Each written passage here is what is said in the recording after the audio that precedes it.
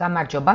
დღეს ვისაუბრებ ჩვენ ისეთ საკითხებზე, როგორიც არის სოციალური, კულტურული და პოლიტიკური თვითმყოფადობის ასახვა თარგმანში. შემდეგ ენობრივ პრობლემებზე, რომლებიც ქმნიან კულტურულ განსხვავებას. შემდეგ ლექსიკურ ტრანსფორმაციების შესახებ, ანაკოლუპზე თარგმანში და გრამატიკულ ტრანსფორმაციებზე. ჩვენ მანამდე წაღვნიშნეთ და ახლაც ვამბობ, რომ არსებობს ასეთი აზრი, რომ თითქოს ორი ენის ცოდნა საკმარისია იმისათვის, რომ სწორი თარგმანი განახორციელო. რა თქმა უნდა, ეს მცდარი აზრია, ვინაიდან იმისათვის, რომ თარგმანი სრულყოფილი იყოს, ადამიანი უნდა ფლობდეს არა მარტო უცხო ენას, არამედ კარგად უნდა ფლობდეს მშობლიურ ენას და მშობლიური ენის ფლობა არ გულისხმობს მხოლოდ საუბარს, ისევე როგორც უცხო ენის ცოდნა. ის გულისხმობს პირველ რიგში სწორი ეკვივალენტების მოძებნის უნარს.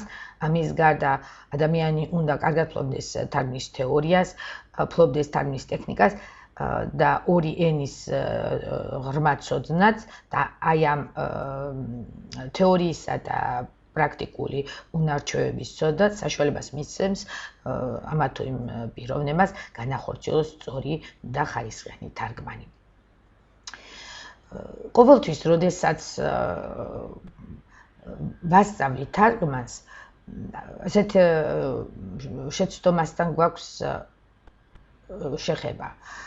როდესაც ნებისმიერი სახის წინადადების თარგმანს ვთხოვთ სტუდენტს, დამწყებ სტუდენტს, ახალბედას, რომელსაც გამოცდილება არ აქვს თარგმანში, ცდილობს შეინარჩუნოს ის რაოდენობა სიტყვები, რომელიც მოცემულია წინადადებაში. და ეს ხშირად ძალიან უხერხულ სიტუაციას ქმნის. თუ წინადადებაშია მოცემული მაგალითად 7 სიტყვა, ახალბედა მთარგმნელი ცდილობს ის ასევე 7 სიტყვით გადმოსცეს. მოცემულია 5, ის 5 წინადადებით გადმოსცემს. რა თქმა უნდა, ასეთი თარგმანი მცდარია და მან შეიძლება სიტყვა-სიტყვით თარგმანამდე მიგვიყვანოს, რაც რა თქმა უნდა არასწორი იქნება და თარგმნის თეორიისა და მისი ტექნიკის წესების სრული უგულებელყოფა გულისხმობს. იმისათვის, რომ თარგმანი სწორი იყოს, ჩვენ აღვნიშნეთ პირველ მეცადინეობაზე, რომ თარგმნელი თუ თარჯიმანი ცდილობს იყოს სათარგმნი ტექსტის შინაარსის ერთგული. ანუ ჩვენ მაქსიმალურად ვცდილობთ შევინარჩუნოთ შინაარსობრივი მხარე მოცემული სათარგმნი ტექსტის და იქიდან გამომდინარე განვახორციელოთ თარგმანი იმ ენის წესების მიხედვით, რა ენაზეც ხდება ამ თარგმნის განხორციელება. მაგრამ თარგმნის განხორციელება შესაძლებელია მხოლოდ გარკვეული წესების დაცვით. რას გულისხმობს პირველ რიგში ეს წესები? პირველ რიგში ეს გულისხმობს სხვადასხვა სახის ტრანსფორმაციების განხორციელებას, სახეცვლილებას. ტექსტის თარგმნის დროს შესაძლებელია მოხდეს სათარგმნი ტექსტის შეკვეცა, მასზე ახალი სიტყვების დამატება, თუ კი ესავალდებულო იქნება აზრის გასაგება. წინააღმდეგ შემთხვევაში წინადადება თუ მოცემული კონტექსტი იქნება აბსოლუტურად გაუგებარი და გაუმართავი, რასაც ძალიან ხშირად აქვს ადგილი და რასაც ძალიან ხშირად ვაწდებით ამ ბოლო დროს. პირველ რიგში მე მინდა ვისაუბრო ლექსიკურ ტრანსფორმაციებზე, რომელთა განხორციელების გარეშე წარმოუდგენელია საერთოდ ვისაუბროთ იმაზე, თუ რა არის თარგმანი. არსებობს ლექსიკური ტრანსფორმაციების 7 სახესხვაობა. პირველ რიგში ეს არის მნიშვნელობათა დიფერენცირება, მეორე მნიშვნელობათა კონკრეტიზირება, მნიშვნელობის განზოგადება, აზრის განვითარება, ანტონიმური თარგმანი, სრული გარდაქმნა და თარგმნის დროს დანაკარგის კომპენსაცია. რას ნიშნავს თითოეული მათგანი?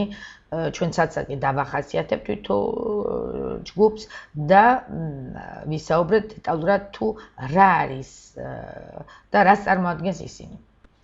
პირველ რიგში, ანუ პირველი ქვეჯგუფი ეს არის მნიშვნელობათა დიფერენცირება.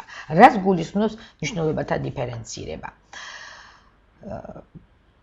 საერთოდ ისიც უნდა აღნიშნოს, რომ ტრანსფორმაციის ხერხები შემოქმედებითი ხასიათისაა, მაგრამ თუ სიტყვის მნიშვნელობა ტრანსფორმაციის შედეგად აბსოლუტური ხდება, იგი შეიძლება დაფიქსირებული იქნას ლექსიკონში როგორც ეკვივალენტი. ეს უფრო ფრაზეოლოგიური ერთეულების თარგმანს ეხება. ნიშნულობათა დიფერენცირება იმას გულისხმობს, რომ ნიშნულობები განსხვავებულია ერთმანეთისაგან.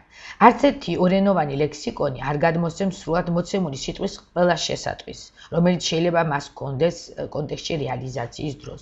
პირველ მეცადინებაზე ჩვენ აღვნიშნეთ, რომ შესაძლებელია, რომ ლექსიკონში დაფიქსირებული 10 მნიშვნელობიდან არც ერთი არ იყოს მისაღები მოცემულ კონტექსტში და ზოგჯერ სწორედ კონტექსტი განსაზღვრავს იმ მნიშვნელობას, რა მნიშვნელობაც უნდა მივანიჭოს სიტყვას მოცემულ სათარგმნო ტექსტში. მეორე, ნიშნობის კონკრეტიზაცია ეს ნიშნავს იმას, რომ ხდება დაკონკრეტება ამა თუ იმ ლექსიკური ერთეულის. ქართული ლექსიკისათვის დამახასიათებელია უფრო მეტი კონკრეტულობა, ვიდრე ფრანგული, ინგლისური თუ გერმანული ენებისათვის.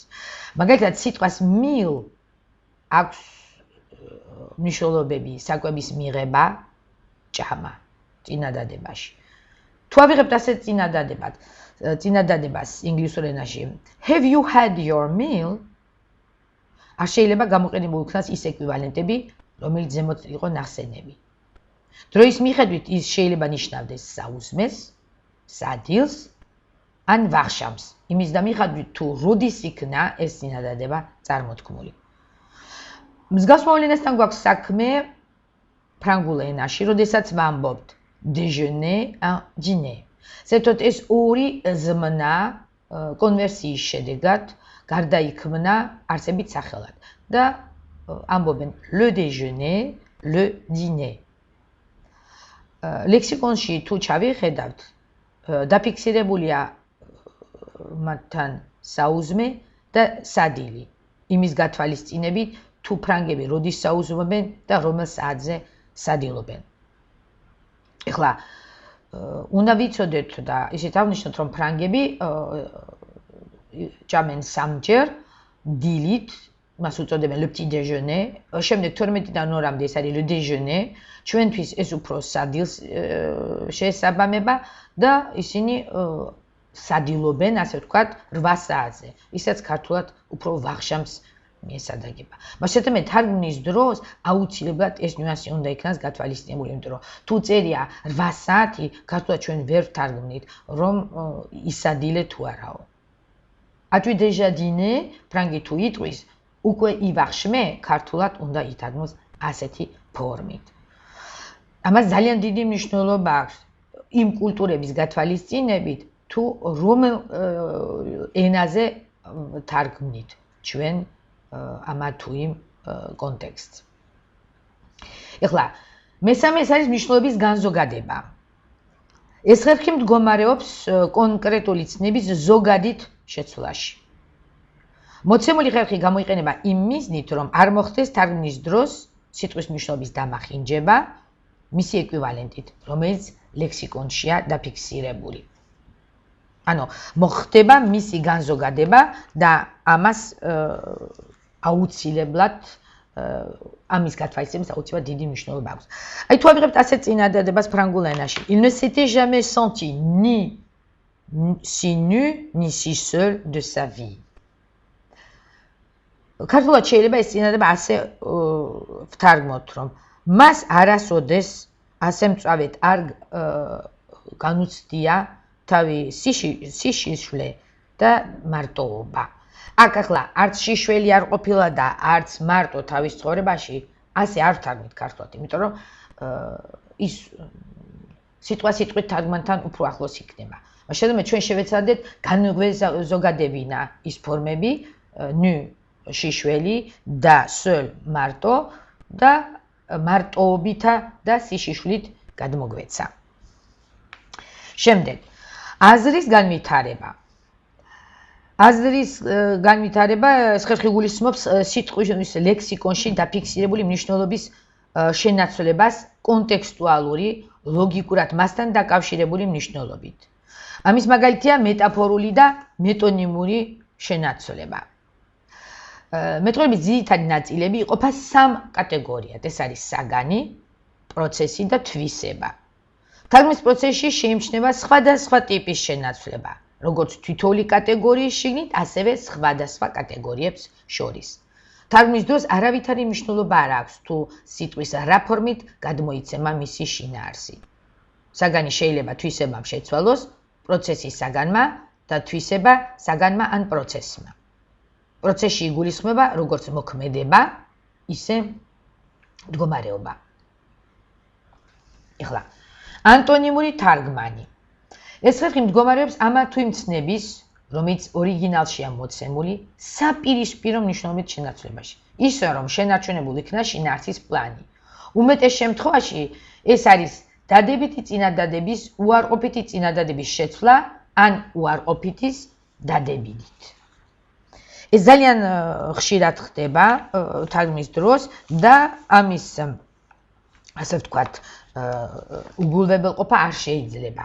ანუ შეიძლება ვთქვათ მაგალითად ეს სახლი არ არის დიდი. ის შეიძლება ჩანაცვლებული იქნას თუ მარტივი ფორმით განვიხილავთ ამ საკითხს. არ არის დიდი, ის შეიძლება ვთქვათ რომ ეს სახლი პატარა. ამ შემთხვევაში აზრობრივად ეს ეთი და იგივეა. ამიტომ ასეთი ჩანაცვლებები, ასეთი ტრანსფორმაციები ძალიან ხშირია თარგმნის დროს. შემდეგ ანტონიმური თარგმანიზე ვისაუბრეთ, ახლა გადავალთ სრული გარდაქმნის ხერხზე. ეს ხერხი შინაარსობრივი განვითარების სახესხვაობა, რომელიც ანტონიმური თარგმანისაგან განსხვავებით ხასიათდება უფრო მეტი დამოუკიდებლობით. იგი შეიძლება უფრო მარტივად განსაზღვროთ, როგორც მნიშვნელობის სინთეზი, ანალიზთან უშუალო კავშირის გარეშე. ხდება მეტყველების ჯაჭვში შიდა ფორმის გარდაქმნა. ცალკე სიტყვა გადადის სინტაგმაში და ზოგჯერ თვით წინადადებაშიც კი. ამ შემთხვევაში კავშირი საწყისი ენის ერთეულთა შიდა ფორმებსა და სათარგმნი ენის ერთეულთა ფორმებს შორის არ შეიმჩნევა. სრული გარდაქმნის მაგალითების მოყვანა შეიძლება სალაპარაკო ენაში უკვე დამკვიდრებული ფორმებიდან, რომელთაც ლექსიკონშიც კი დააფიქსირეს თავიანთი შესიტყვება. უფრო მეტად ის გულისხმობს სალაპარაკო ენის თავისებურებებს. მაგალითად, how do you do? Welcome. Have done. გიყოფა. ფრანგულში la belle histoire, c'est დიდი ამბავი, bien de choses chez vous, მოკითხვა თქვენებს. Ça te la coupe? რა არ ელოდი? გერმანულში willkommen, dicker Freund. ნიშნავს ახლო მეგობარს, dick ნიშნავს საერთოდ სუკას, მაგრამ აქ გადატანითი მნიშვნელობითი გამოიყენება და გულისხმობს ახლო მეგობარს. სრული გარდაქმნა წარმოადგენს ლექსიკური ტრანსფორმაციის გავრცელებულ ფორმას. თარგმნის კომპენსაციის ხერხი არსი იმაში მდგომარეობს, რომ თარგმნის პრაქტიკაში შეიძლება კონდეს ისეთი შემთხვევა, როდესაც ესა თუ ის სიტყვა არ იქნას თარგმნილი. ეს სიტყვა კი რაიმე მთელის შემადგენელი ნაწილი იყოს. რა თქმა უნდა, მთელი არ არსებობს არც როგორც აბსტრაქტული ცნება, ის შედგება კონკრეტული ელემენტებისაგან, რომელთაგანაც ყველა როდია მნიშვნელოვანი და თანაც მექანიკური ერთობლიობით კი არა, არამედ სისტემატშია მოცემული შეთანხმებით და ქმნის შინაარსის ერთიანობას. არსებობს სემანტიკური კომპენსაცია და სრული კომპენსაცია, რომლებიც უფრო მხატვრული თარგმანებისათვისაა დამახასიათებელი. ამიტომ ჩვენთვის ეს საკითხი ნაკლებად მნიშვნელოვანია, ის უფრო ლიტერატურული თარგმანებს ეხება და ცალკე შეიძლება იქნას განხილული ლიტერატური თარგმანის კონკრეტულ მაგალითებზე მუშაობის დროს. ის მაგალითები, რომელზეც ახლა ვისაუბრეთ და ის ტრანსფორმაციის ის ხერხები, რომლებიც ახლა დავასახელეთ, რა თქმა უნდა, კონკრეტულად იქნება უფრო მაგალითების მეშვეობით განხილული სემინარების დროს. ამიტომ ძალიან გთხოვთ ყურადღებით შეისწავლეთ ეს საკითხები და შემდეგ უკვე სემინარებზე კონკრეტულად ვიმუშავებთ თითოეულ მათგანზე.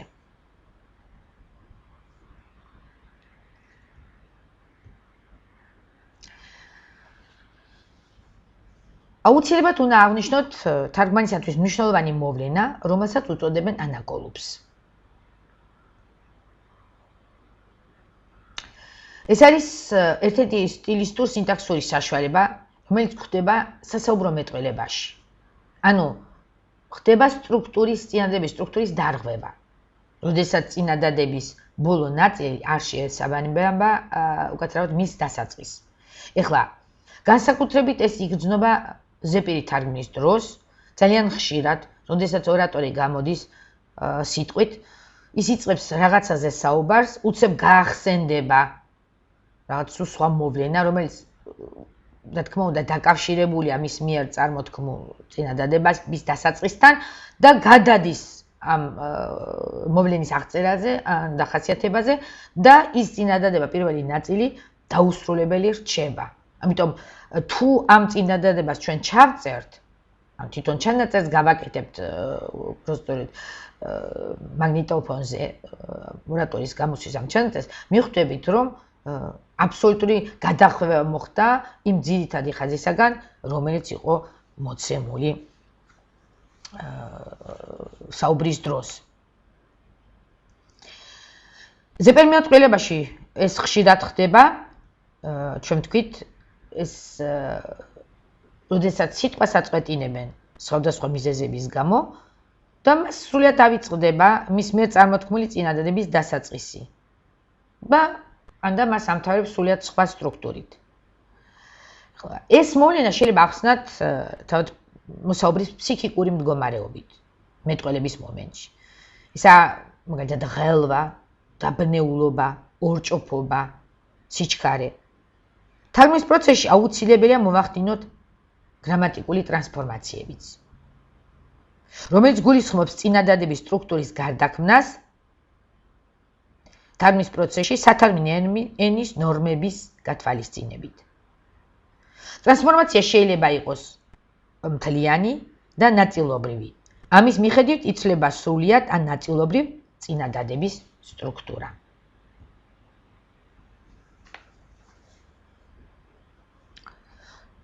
თუ იცვლება წინადადების მთავრები წევრები, ადგილი აქვს სრულ ტრანსფორმაციას. თუ კი მეორე ხარისხოვანი წევრების ტრანსფორმაციას აქვს ადგილი, მაშინ ხდება ნაწილობრივი ტრანსფორმაცია. წინადადების წევრების შეცვლის გარდა შეიძლება თვით მეტყველების ნაწილებიც შეიცვალოს. უნდა გათვალისწინებულ იქნას ყველა ფაქტორი, რომელმაც შეიძლება გამოიწვიოს გრამატიკული ტრანსფორმაცია. ესენია: პირველი, წინადადების სინტაქსური ფუნქცია, მეორე, მისი ლექსიკური მნიშვნელობა, მესამე, მისი სემანტიკური სტრუქტურა, მეოთხე, წინადადების კონტექსტი და მეხუთე, მისი ექსპრესიულ-სტილისტური ფუნქცია.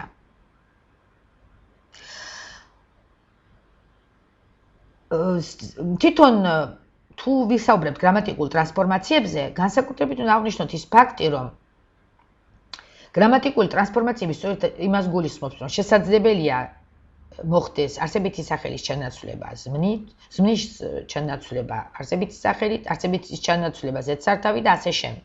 ეს ჩვეულებრივი მოვლენაა. მთავარი და ამოსავალია ჩვენთვის ყოველთვის სათარგმნო ტექსტის შინაარსი, რომელიც ერთგული უნდა ვიყოთ და რომელიც უნდა იყოს სრულად დაცული. თორე რა ფორმით, როგორ გადმოვცემთ მას, მნიშვნელობა არ აქვს. მთავარია შინაარსი იყოს შენარჩუნებული. ძირითადი თარგმნის დროს დიდ დახმარებას გვიწევს ლექსიკონი. ლექსიკონი არ გვაძლევს სიტყვის კონტექსტუალურ მნიშვნელობას, როდესაც სიტყვის ოკაზიონალურ მნიშვნელობას ეხება საქმე. მისი კონტექსტუალური მნიშვნელობის გაგება შესაძლებელია მხოლოდ სიტყვის სემანტიკური სტრუქტურიდან გამომდინარე.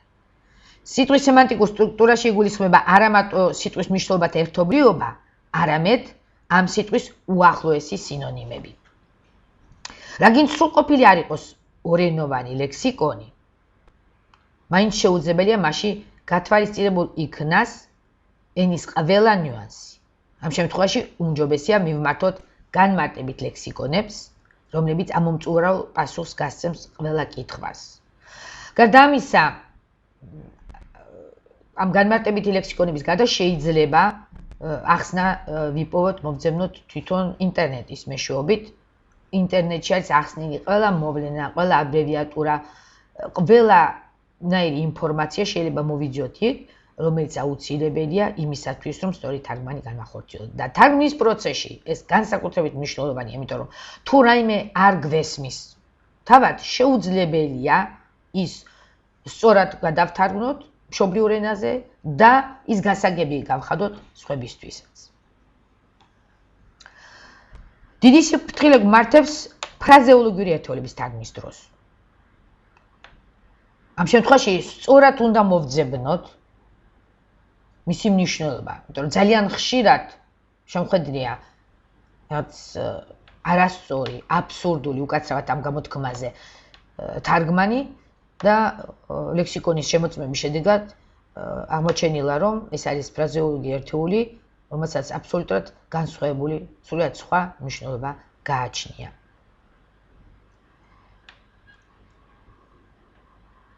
ფრაზეოლოგიური ერთეული უნდა თარგმნილ იქნას არსებული ეკვივალენტის მეშვეობით.